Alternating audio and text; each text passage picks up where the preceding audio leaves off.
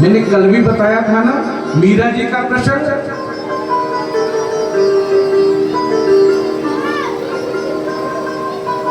विदुर जी को दर्शन कैसे हुए? केवल प्रेम से। अच्छा, ठाकुर जी के प्रति अर्पण कौन कौन होना चाहता है? मन से या तन से? आप सभी लोग पूजा करते हो घर पे? करते हो ना? तो पूजा करने के बाद आरती कौन कौन करता है? अच्छा, जब हम लोग आरती करते हैं तो क्या गाते हैं आरती में? आरती में गाते हैं तन मन धन सब कुछ है तेरा और तेरा तुझको अर्पण और क्या लागे मेरा। गाते नहीं गाते? जब हम लोग आरती में प्रभु को सब कुछ समर्पण कर देते हैं तो भैया क्या लेकर के आए थे और क्या लेकर के जाओ। मुट्ठी बांध के आए थे और हाथ पसार के। इसलिए भैया घमंड किस चीज का करना?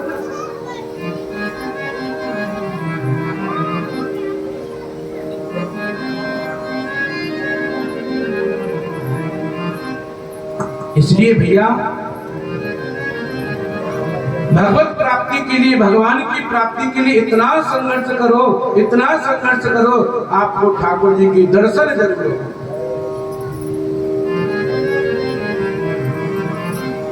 आपकी हृदय में जो लोभ रूपी राक्षस है उसको निकाल दो।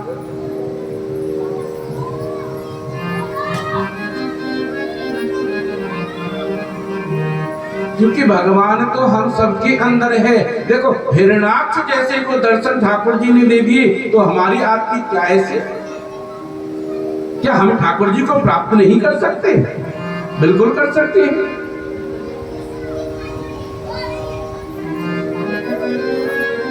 देखो, एक कर्दम नाम के ऋषि थे। उन्होंने ठाकुर जी के प्रति तपस्या करी, किस लिए पता है? हमारा विवाह हो जाए। अब 80 साल के कर्दम ऋषि बेचारे तपस्या कर रहे हैं, हमारा विवाह हो जाए। मेरे गोविंद को पता चला कि बताओ बुढ़ापे में इनको विवाह की पड़ी है। क्यों? उन्होंने सोचा कोई तपस्या कर रहा है ठाकुर जी को पाने के लिए, कोई तपस्या कर रहा है धन को पाने के लिए, कोई तपस्या कर रहा है अपने जीवन का उद्धार करने के लिए। हम तपस्या करें कि हमारा विवाह हो। भगवान को पता चला कि बताओ इन ऋषि को बुढ़ापे में विवाह की जरूरत पड़ गई।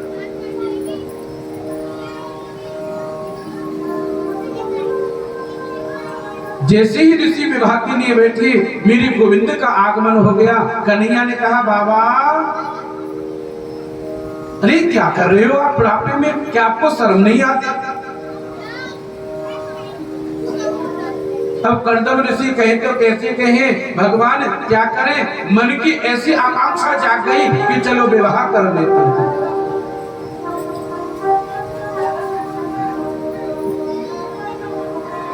कर्दम ऋषि बोले, ठाकुर जी मन में तो नहीं थी विवाह करने की, लेकिन क्या करें, ऐसी कोई भावना जागी। लेकिन भगवान अब हम तपस्या नहीं करेंगे क्योंकि जो हमारे मन की कामना है आज वो आपके दर्शन से पूरी हो गई।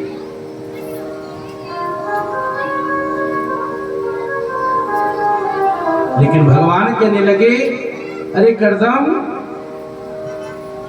जब हमने सोचा कि आप तपस्या कर रहे हो विवाह के लिए, तो हम तो आपकी शादी की जो डेट है वो फाइनल करके आए। हमारी बात नहीं करनी चाहिए। अब कर्दम ऋषि मने करें तो कैसे करें ठाकुर जी की?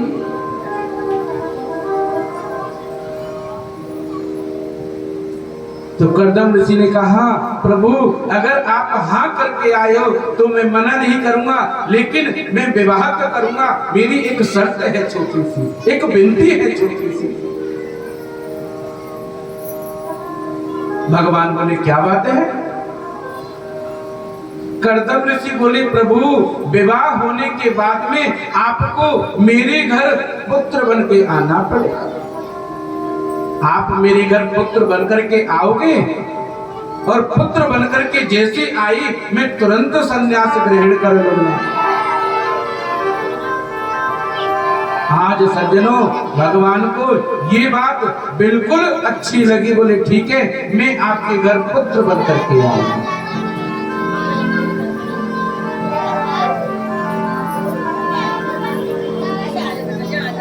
आज महाराज कर्दम ऋषि का विवाह माता देवहूति के साथ करा दिया। जैसे माता देवहूति का विवाह कराया, कर्दम ऋषि माता देवहूति को अपनी कुटिया में लेकर के आए।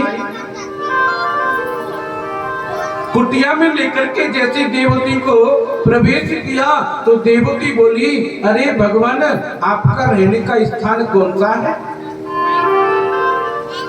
कर्दम ऋषि बोले, देवी ये जो छोटी सी कुटिया देख रही हो ना, यही मेरा स्थान है। अच्छा, इस छोटी सी कुटिया में कई सांप घूम रहे हैं, कई बिच्छू घूम रहे हैं, कई पक्षी घूम रहे हैं, इस कुटिया में आपका स्थान कहाँ पे है?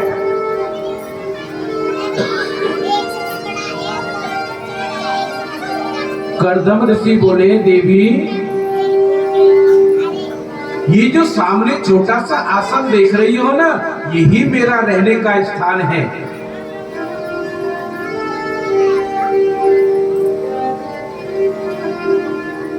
इतना त्याग में जीवन, इतना सुंदर जीवन देख करके आज मैया देवहूति बेचारी कर्दम ऋषि के चरणों में गिर पड़ी।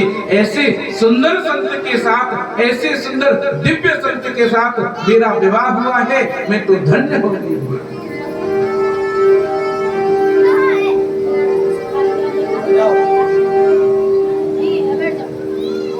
एक बार क्या हुआ, कर्दम ऋषि बेचारी तपस्या करने के लिए बैठ गए और तपस्या करते करते उनको 40 वर्ष निकल गए। भैया देवहूति मैया ने देखा कि अब तो ये तपस्या कर रहे हैं, बेचारी न तो उनको जगाती न उनको उठाती, केवल उनकी सेवा करती थी। गीले कपड़े से उनके शरीर को साफ कर दिया और प्रेम से भजन करने लगी। जब 40 साल बाद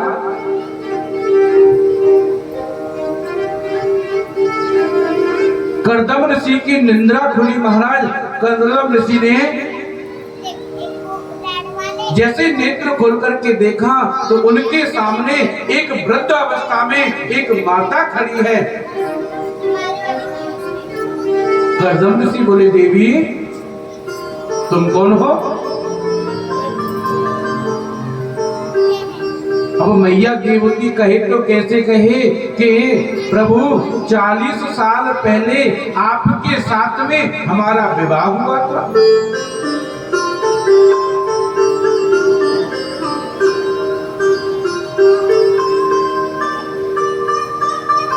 आज माता देवहूति ने कही, भगवान 40 वर्ष पहले आपके साथ में हमारा विवाह हुआ था और हम आपकी अर्धांगिनी हैं। इस दृश्य को देख करके आज कर्दम जी के नेत्रों से आंसू झरने लगे।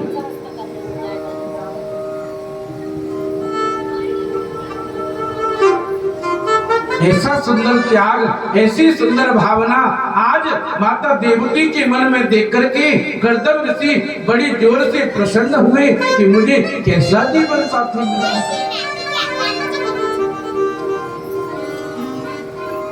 कर्दम ऋषि का हृदय बड़ी जोर से विदीर्ण होने लगा और कहने लगे, देवी आपकी इस तपस्या से, आपके इस त्याग से हम बड़े प्रसन्न हैं,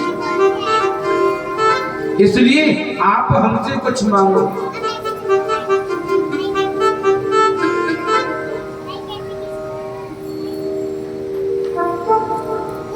देवहूति बोली, प्रभु मुझे क्या चाहिए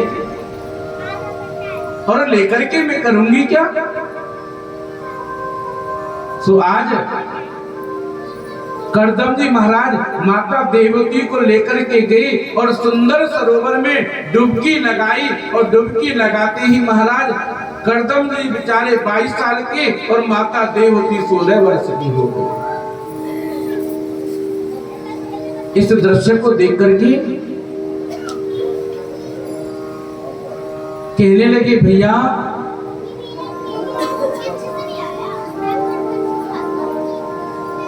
कि हमने सोचा था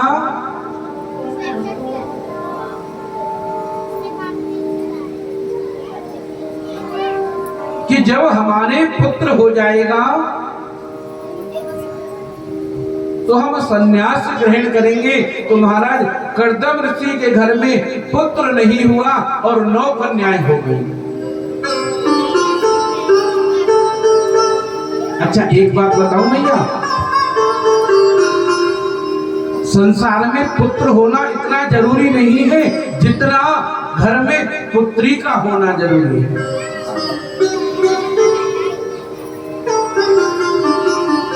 क्योंकि मनुष्य मात्र के जो भाग्य हैं वो उस पुत्री होने के बाद में जागृत होते हैं। राजा जनक के भाग्य कब जागृत हुए थे? क्या उनके घर में पुत्र नहीं था? हाँ, लेकिन उनके घर में जब पुत्री हुई तो उनके भाग्य जागृत हुए।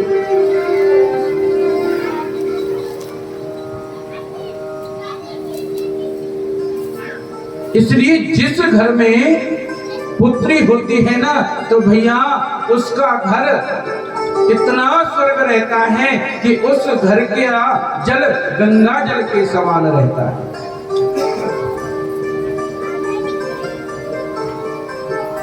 लेकिन भैया जिसके घर में पुत्री नहीं होती उसके घर का जल एक सुरा के तुल्य होता है, एक मंद्रा पान के तुल्य होता है।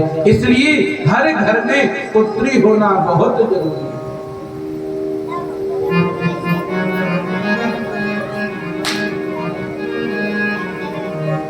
क्योंकि हमारे घर में पुत्री होगी तभी तो हमारे घर में बहू आएगी। लेकिन भैया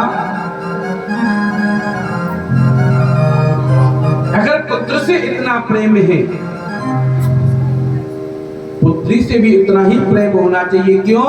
ये दोनों ही आपकी संतान है, इसलिए भेदभाव नहीं होना चाहिए। कहना है मेरे घर में जन्म लेके पली मेरी लाडली बेटी। एक कुल को नहीं, 2 कुलों को, एक अपने घर और एक जाएगी उनका घर। मेरे घर में जन्म लेके पली मेरी लाडली बेटी। मेरे घर में जन्म लेके पली मेरी लाडली बेटी। मेरे घर में जन्म लेके पली मेरी लाडली बेटी। मेरे घर में जन्म लेके पली मेरी लाडली बेटी। बैठे कर आज गोली में, बैठे कर आज गोली में, चली मेरी लाडली बेटी। मेरे घर में जन्म लेके पली मेरी लाडली बेटी।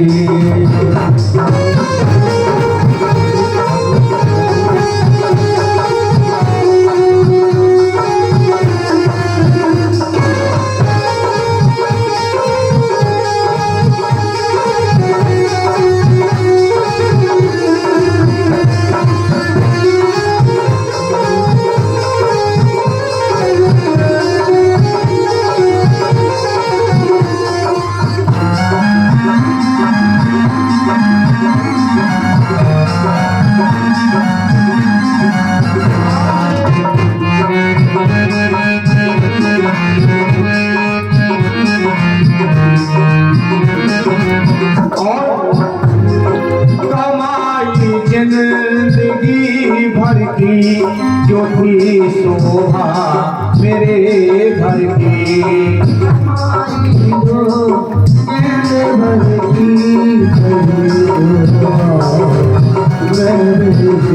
पिता कह रहा है कमाई जिंदगी भर की जो थी शोभा मेरे घर की। कमाई जिंदगी भर की ज्योति शोभा मेरे घर की पराई ना समझ लेना तुम्हें शोभन देखी ईश्वर की पराई ना समझ लेना तुम्हें शोभन ईश्वर की आकी ममता से कोमल सी आकी ममता से कोमल सी अली मेरी लाडली बेटी मेरे घर में जन्म लेके अली मेरी लाडली बेटी।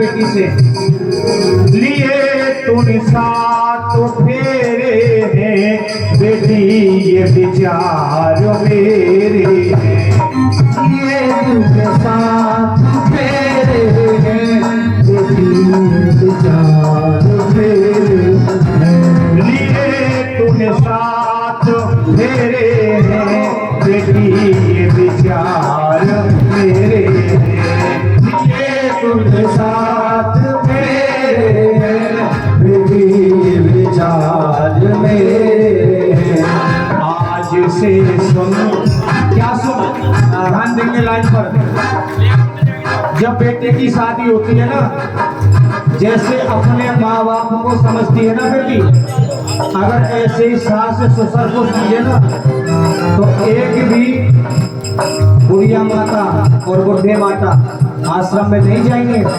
ये दावा के साथ कह रहा हूं मैं लेकिन उसका पिता कह रहा बेटी का आज से सुन हकीकतों में यही माँ बाप तेरे आज से सुन हकीकत में यही माँ बाप तेरे ले जा सौगात जीवन की ले जा सौगात जीवन की भली मेरी लाडली बेटी मेरे घर में जन्म लेकर भली मेरी लाडली बेटी बैठी कर आज डोली में बैठी कर आज डोली में चली मेरी लाडली बेटी मेरे घर में जन्म लेकर बड़ी मेरी लाडली बेटी।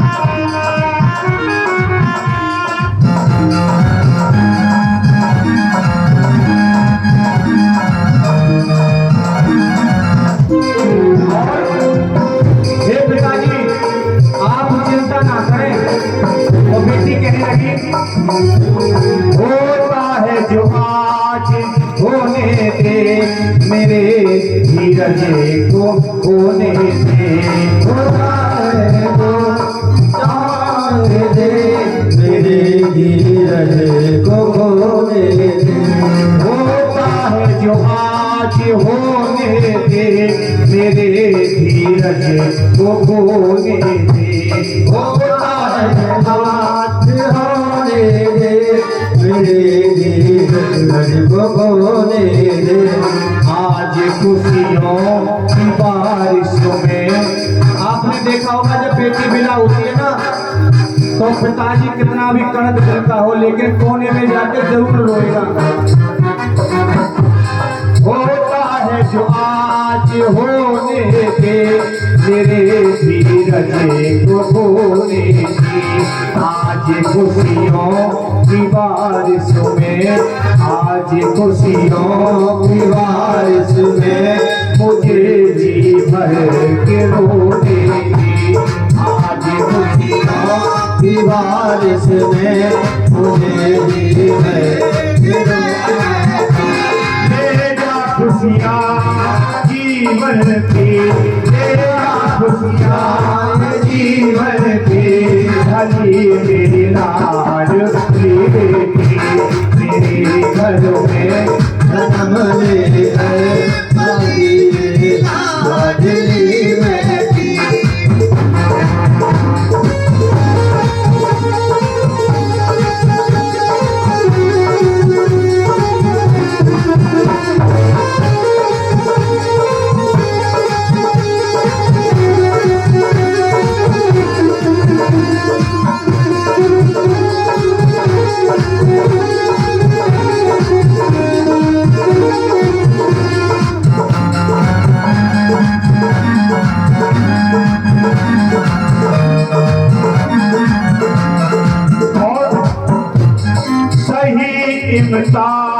लेती जा इस घर की याद लेती जा।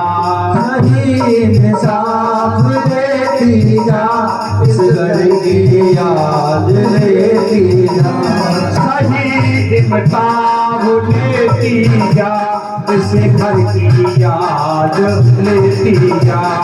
सही इंसाफ लेती जा इस घर की याद लेती जा। अटल सौभाग्य तेरा हो अटल सौभाग्य तेरा हो ये आशीर्वाद लेती जा। अटल सौभाग्य तेरा हो ये आशीर्वाद लेती जा।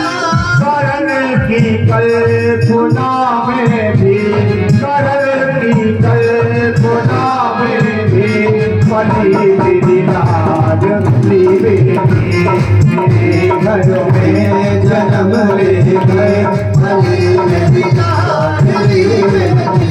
बैठी गए आज डोली में बैठी गए आज डोली में चली मेरी लाडली बेटी मेरे घर में जन्म ले गए पली मेरी लाडली बेटी मेरे घर में जन्म ले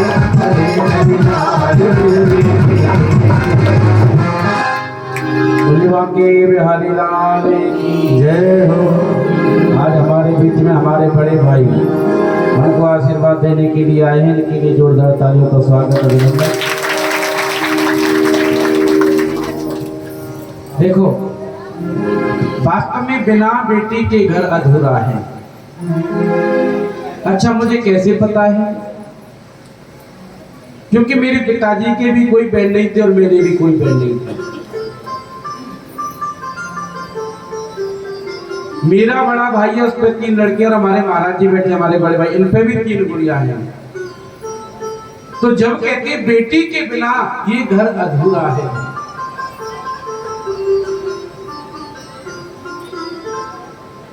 एक बात बताओ, एक सास और बहू आपस में बड़े प्रेम से रहते थे।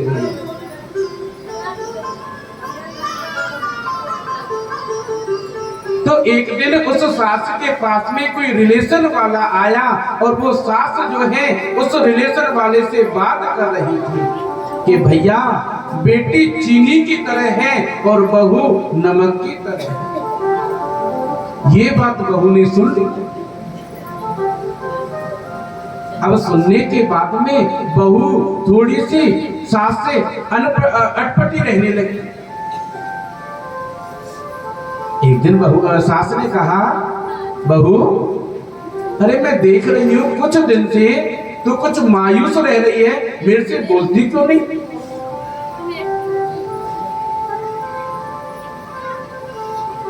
अब बहू बोले तो कैसे बोले कि सासू जी आपने